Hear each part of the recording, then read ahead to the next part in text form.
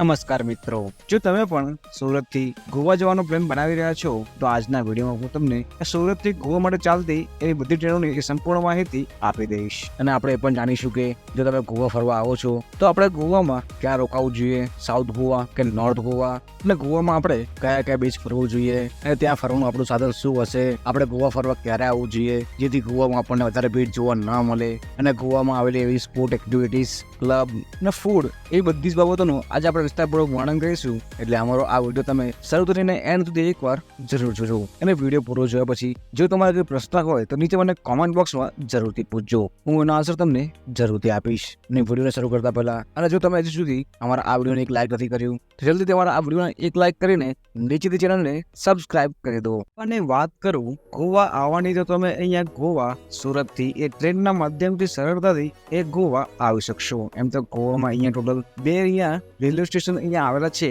એક છે થિરીમ અને બીજું છે મડગાંવ રેલવે સ્ટેશન. ને આ બંને રેલવે સ્ટેશન ઉપર તમને આ સુરતથી ટ્રેનો એ ચાલતી જોવા મળી જશે.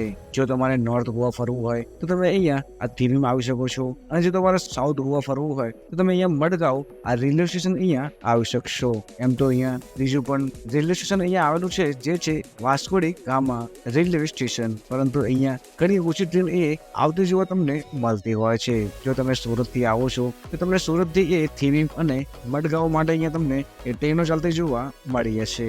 અને સુરતથી ચાલતી આ ગોવાની ટ્રેનમાં વધારે પડતા મુસાફરો એ સુરતથી રાતે સફર કરીને વહેલી સવારે ગોવા આવવાનું પસંદ કરતા હોય છે. એટલે આજના વિડીયોમાં હું તમને એ સુરતથી રાત્રે ચાલતી એવી ટ્રેનની વાત કરીશ કે જે આપણને ગોવા એ વહેલી સવારે અહીંયા પહોંચાડતી હોય. અને સુરતથી ટોટલ 8 જેટલી ટ્રેનો છે જે અહીંયા ગોવા માટે એ ચાલતી હોય છે. અને સુરતથી એમ તો ઘણી બધી ટ્રેનો ચાલે છે ગોવા માટે, પરંતુ અમુક ટ્રેનો એ અહીંયા દિવસે ચાલતી હોય છે. ટોટલ અહીંયા 8 જેટલી ટ્રેનો છે ગોવાથી સુરત એ રાત્રે ચાલતી હોય છે, જે આપણને ગોવા એ વહેલી સવારે પહોંચાડે છે.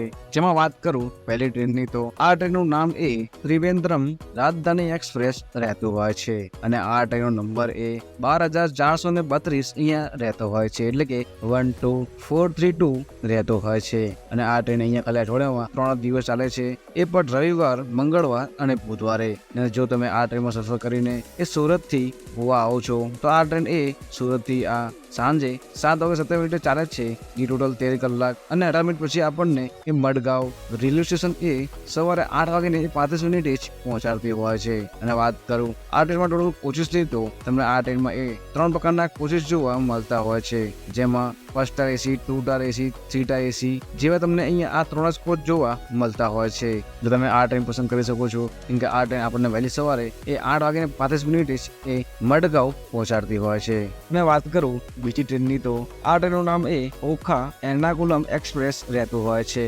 અને આ ટ્રેનનો નંબર એ 16337 અહીંયા રહેતો હોય છે. અને આ ટ્રેન એ તમને અહીંયા ખાલી અઠવાડિયામાં ખાલી 2 દિવસ ચાલતી જોવા મળે છે, એ પણ સોમવાર અને શનિવારે. અને આ ટ્રેન એ સુરતથી રાત્રે 7:34 ચાલે છે, એ ટોટલ 15 કલાક અને 6 મિનિટ પછી આપણને બીજા દિવસે સવારે 10:40 જ એ મડગાંવ આપણને પહોંચાડતી હોય છે. અને આ ટ્રેનમાં તમને ટોટલ એ 3 જ કોચ જોવા મળે છે, જેમાં સ્લીપર ક્લાસ, 3 સ્ટાર એસી અને 2 સ્ટાર એસી તમને જોવા મળતા હોય છે. અને વાત કરું આ ટ્રેનના ભાડાની, તો આ ટ્રેનનું એ સ્લીપર ક્લાસનું ભાડું 475 રૂપિયા, 3 સ્ટાર એસી નું ભાડું 1280 રૂપિયા અને 2 સ્ટાર એસી નું ભાડું અહીંયા 1840 રૂપિયા જ રહેતું હોય છે.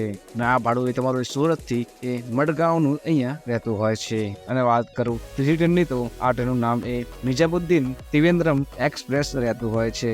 અને વાત કરું આ ટ્રેનના નંબરની, તો આ ટ્રેનનો નંબર એ 22,454 અહીંયા રહેતો હોય છે. અને આ ટ્રેન અહીંયા અઠવાડિયામાં ખાલી 1 જ દિવસ ચાલે છે, એ પણ સોમવારે. અને જો તમે આ ટ્રેનમાં સફર કરીને સુરતથી આવો છો તો આ ટ્રેન સુરત સાંજે 7:58 જ આવે છે, જે ટોટલ 16 કલાક અને 7 મિનિટ પછી આપણને એ મડગાંવ રેલવે સ્ટેશન એ બપોરે 12:45 જ પહોંચાડતી હોય છે. અને વાત કરું ચોથી ટ્રેનની, તો આ ટ્રેનનું નામ એ ભાવનગર કોચીવેલી એક્સપ્રેસ અહીંયા રહેતું હોય છે. આ ટ્રેન એ ભાવનગરના એવા ટર્મિનલથી ચાલે છે અને આપણને મડગાંવ આવતી જોવા મળતી હોય છે. અને વાત કરું આ ટ્રેન નંબરની તો આ ટ્રેનનો નંબર એ 19260 અહીંયા રહેતો હોય છે. અને આ ટ્રેન અહીંયા ખાલી અઠવાડિયામાં એક જ દિવસ ચાલે છે, એ પણ મંગળવારે. અને જો તમે આ ટ્રેનમાં સફર કરીને સુરતથી આવો છો તો આ ટ્રેન સુરત સાંજે 7:34 ચાલે છે, જે 15 કલાક અને 6 મિનિટ પછી આપણને મડગાંવ બીજા દિવસે વહેલી સવારે એ 10:40 જ પહોંચાડતી હોય છે. તમને આ ટ્રેનમાં ટોટલ એ આ 3 કોચ જોવા મળે છે, જેમાં 3 ટાયર એસી, 2 ટાયર એસી અને સ્લીપર ક્લાસ અહીંયા રહેતું હોય છે. જેમાં સ્લીપર ક્લાસનું ભાડું 475 રૂપિયા લાગતું હોય છે, 3 ટાયર એસીનું ભાડું 1280 રૂપિયા લાગતું હોય છે. ત્યાં આ ટ્રેનનું 2 ટાયર એસીનું ભાડું 1840 રૂપિયા જ અહીંયા લાગતું હોય છે. અને વાત કરું 5મી ટ્રેનની તો આ 5મી ટ્રેનનું નામ એ વેરાવલ ત્રિવેન્દ્રમ એક્સપ્રેસ રહેતું હોય છે. અને આ ટ્રેનનો નંબર એ 16333 અહીંયા રહેતો હોય છે. અને આ ટ્રેન ખાલી અઠવાડિયામાં એ એક જ દિવસ ચાલે છે, એ પણ ગુરુવારે. અને આ ટ્રેન એ સુરતથી રાત્રે 7:34 ચાલે છે, જે ટોટલ 15 કલાક અને 6 મિનિટ પછી આપણને એ મડગાંવ રેલવે સ્ટેશન અહીંયા બીજા દિવસે સવારે એ 10:40 જ પહોંચાડતી હોય છે. અને આ વાત કરું આ ટ્રેનના ભાડાની તો આ ટ્રેનનું એ સ્લીપર ક્લાસનું ભાડું 475 રૂપિયા, 3E કોચનું ભાડું 1190 રૂપિયા, 3 ટાયર એસીનું ભાડું 1280 રૂપિયા અને 2 ટાયર એસીનું ભાડું અહીંયા 1840 રૂપિયા જ એ રહેતું હોય છે. અને વાત કરું 6ઠી ટ્રેનની તો આ ટ્રેનનું નામ એ અહીંયા નિજામુદ્દીન મડગાંવ રાજધાની એક્સપ્રેસ રહેતું હોય છે. અને આ ટ્રેનનો નંબર એ 22,414 અહીંયા રહેતો હોય છે. અને આ ટ્રેન અહીંયા અઠવાડિયામાં ખાલી 2 દિવસ ચાલે છે, એ પણ શુક્રવારે અને શનિવારે.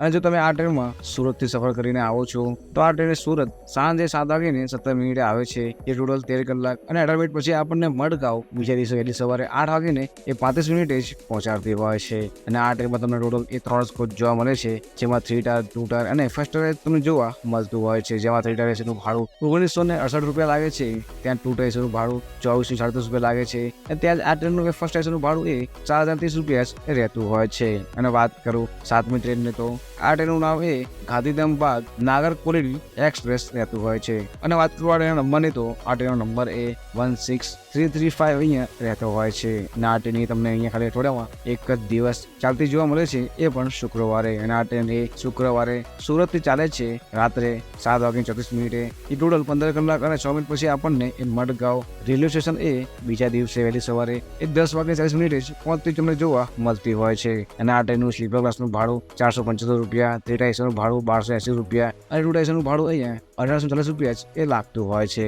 અને વાત કરું 8મી ટ્રેનની તો આ ટ્રેનનું નામ એ નિજામુદ્દીન એર્નાકુલમ સુપરફાસ્ટ એક્સપ્રેસ અહીંયા રહેતું હોય છે. આ ટ્રેનનો નંબર એ 22,650 અહીંયા રહેતો હોય છે. અને આ ટ્રેન અહીંયા ખાલી અઠવાડિયામાં એક જ દિવસ ચાલે છે, એ પણ શુક્રવારે. અને જો તમે શુક્રવારે આ ટ્રેનમાં સફર કરીને સુરતથી આવો છો તો આ ટ્રેન એ સુરત સાંજે 7:05 આવે છે, જે ટોટલ 16 કલાક અને 7 મિનિટ પછી આપણને એ મડગાંવ બીજા દિવસે વહેલી સવારે 12:05 જ પહોંચાડતી હોય છે. અને આ ટ્રેનમાં વાત કરું ભાડાને તો આ ટ્રેનનું સ્લીપર ક્લાસનું ભાડું 505 રૂપિયા, 3 ટાયર એસીનું ભાડું 1330 રૂપિયા અને 2 ટાયર એસીનું ભાડું અહીંયા 1885 રૂપિયા જ રહેતું હોય છે. આ ટ્રેનમાં એ તમને 3E કોચ પણ જોવા મળે છે, જેનું ભાડું અહીંયા 1235 રૂપિયા જ એ રહેતું હોય છે. અને આવી રીતે તમે આ ટ્રેનો સફર કરીને આરામથી એ ગોવા આવી શકો છો. અને આ બધી ટ્રેનોમાંથી અમુક ટ્રેનો એ થેરીમ પણ આવતી હોય છે, અને અમુક ટ્રેનો એ તમને ડાયરેક્ટ અહીંયા મડગાંવ આવતી જોવા મળતી હોય છે. જો તમારે અહીંયા મડગાંવથી પરત થેરીમ જવું હોય તો આ મડગાંવથી થેરીમ એ ટોટલ 58 કિલોમીટર અંતર ઉપર જ આવેલું છે. તમે ડાયરેક્ટ મડગાંવથી એ થેરીમ ટ્રેનમાં સફર કરીને આરામથી આવી શકો છો. અને ગોવા પહોંચ્યા પછી જો તમારે ગોવામાં આ થેરીમથી નોર્થ ગોવામાં આવેલા એવા કેલાંગુટ બીચ જવું હોય કે કેલાંગુટ બીચ નજીક આવેલા એવા સારી હોટલ્સમાં કે સ્ટે કરવો હોય તો તમને આ થેરીમ રેલવે સ્ટેશનથી આ કેલાંગુટ બીચ એ ટોટલ 19 કિલોમીટરના અંતર ઉપર જોવા મળી હશે. અને આ અંતર તમે અહીંયા બાય ટેક્સી, ઓટો કે તમે અહીંયા રેલવે સ્ટેશનના બહારથી તમને અહીંયા ઘણા બધા એવા પ્રાઇવેટ વ્હીકલ્સ જોવા મળી હશે, જે તમે અહીંયા રેન્ટ પર લઈને અહીંયા આરામથી આ કેલાંગુટ બીચ આવી શકો છો. અને વાત કરું અહીંયા ગોવામાં રોકાવાની તો ગોવામાં તમને અહીંયા નોર્થ ગોવામાં અહીંયા બીચ નજીક એવી ઘણી બધી એવી પ્રાઇવેટ હોટલ્સ જોવા મળી હશે, જેમાં તમને અહીંયા 3 સ્ટાર, 2 સ્ટાર, 4 સ્ટાર જે બધી જ પ્રકારની પ્રોપર્ટીઝ તમને અહીંયા જોવા મળતી હોય છે. અને આ બધી પ્રોપર્ટી તમે ઓનલાઈન પણ અહીંયા બુક કરી શકો છો. કેમ કે તમે જો નોર્થ ગોવા આવો છો તો તમને નોર્થ ગોવામાં અહીંયા આ કેલાંગુટ બીચ નજીક જ અહીંયા આ બાગા બીચ, અંજુના બીચ જેવા બીચ તમને અહીંયા જોવા મળતા હોય છે. અને આ બધા બીચ એ થેરીમ રેલવે સ્ટેશનથી એ 19 કિલોમીટરના અંતર ઉપર જ આવેલા છે. તમે આ 3 બીચમાંથી તમે કોઈ પણ બીચ અહીંયા આવીને અહીંયા સ્ટે કરી શકો છો. સૌથી બેસ્ટ ઓપ્શન છે ગોવામાં ફરવાનું એ છે તમે અહીંયા આ વ્હીકલ રેન્ટ ઉપર લઈ લો અને તમે અહીંયા આરામથી તમારી મનમરજીથી આ ગોવા ફરી શકો છો. અને આ બધા વ્હીકલ તમને અહીંયા રેલવે સ્ટેશન અને એરપોર્ટના બહારથી તમને જોવા મળી હશે. તમે ત્યાંથી પણ રેન્ટ ઉપર લઈ શકો છો. અને જો તમે એક્ટિવા અહીંયા રેન્ટ ઉપર લો છો તો અહીંયા એક્ટિવાનું એક દિવસનું ભાડું એ 500 થી 600 રૂપિયા આસપાસ અહીંયા રહેતું હોય છે. અને અહીંયા એમ જ જો તમે અહીંયા બાઇક લો છો તો બાઇકનો રેન્ટ અહીંયા 800 થી 900 રૂપિયા આસપાસ રહેતો હોય છે. અને પછી તમે જો જેવું બાઇક લો છો એ મુજબનો અહીંયા પ્રાઇસ અહીંયા રહેતો હોય છે. અને જો તમારે અહીંયા પ્રાઇવેટ ટેક્સી કરવી હોય તો પણ તમે અહીંયા પ્રાઇવેટ ટેક્સી પણ એ રેન્ટ ઉપર લઈ શકશો. અને જો તમારે ગોવામાં આ સ્પોર્ટ એક્ટિવિટીઝ કરવી હોય તો ગોવામાં તમને આ યલાંગોટ બીચ, બાગા બીચ અને અર્જુના બીચ પર તમને અહીંયા બધી જ પ્રકારની સ્પોર્ટ એક્ટિવિટીઝ કરવા મળી રહેશે. કારણ કે આ બધા બીચ ઉપર તમને આ સ્પોર્ટ એક્ટિવિટીઝ જોવા મળતી હોય છે. અને જો તમારે અહીંયા સ્પોર્ટ એક્ટિવિટીઝ કરવી હોય તો તમને અહીંયા 2000 થી લઈને 2500 રૂપિયામાં એ પેકેજ મળતું હોય છે. અને આ પેકેજમાં તમને અહીંયા 5-6 રાઈડ એ તમને અહીંયા કરાવતા હોય છે. તમે આ 2500 થી 2000 રૂપિયામાં પેકેજ લઈને તમે અહીંયા બધી જ પ્રકારની આ રાઇડ્સ એન્જોય અહીંયા કરી શકો છો. અને જો તમારે અહીંયા ગોવામાં આ નાઇટ ક્લબમાં જો ભાગ લેવો હોય તો અહીંયા આ ટીટોસ ક્લબ જેવા અહીંયા નાઇટ ક્લબ પણ તમને અહીંયા ચાલતા જોવા મળી જશે. તમે ત્યાં પણ એન્જોય કરી શકો છો. અને આ બધા નાઇટ ક્લબ એટલે કે આ ટીટોસ ક્લબ એ યલાંગોટ બીચ અને આ બાગા બીચની બિલકુલ વચમાં જ અહીંયા આવેલું છે. તમે આરામથી અહીંયા ચાલીને પણ એ જઈ શકશો. કેમ કે આ યલાંગોટ બીચ થી બાગા બીચ એ માત્ર 1 થી 1.5 કિલોમીટરના અંતર ઉપર જ આવેલું છે.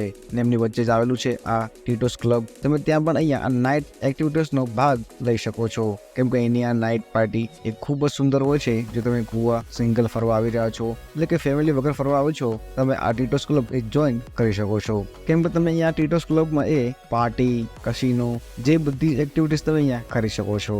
અને જો તમારે ટોટલ આ 6 દિવસ ગોવા ફરવું હોય ટોટલ તમે આ 3 દિવસ એ નોર્થ ગોવા આપી દો અને બાકીના 3 દિવસ એ તમે સાઉથ ગોવા પણ એ ફરવા જઈ શકો છો. પરંતુ નોર્થ ગોવા કરતા અહીંયા આ સાઉથ ગોવામાં એ હોટલ્સના, ફૂડના, આ સ્પોર્ટ એક્ટિવિટીઝના આ બધી જગ્યાના આ પ્રાઇસ એ તમને વધારે જોવા મળતા હોય છે.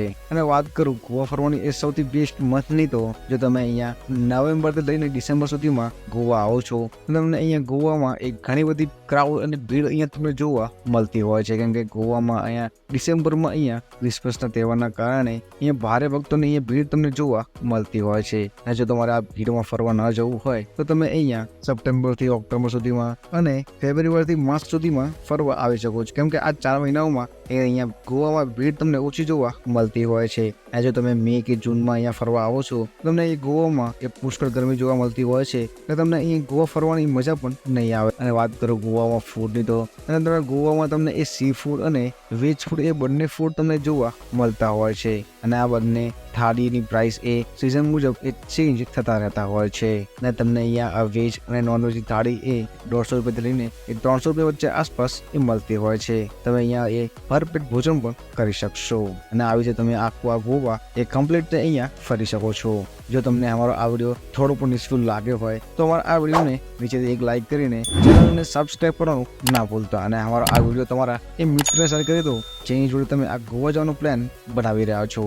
અને તમારે નેક્સ્ટ વિડીયો એ કઈ જગ્યા જોઈએ છે એ નીચે મને કોમેન્ટમાં કહેવાનું ના ભૂલતા. હું એની પર નેક્સ્ટ વિડીયો એ જરૂરથી બનાવીશ. તો મળી જવાના વિડીયોમાં. જય શ્રી કૃષ્ણ.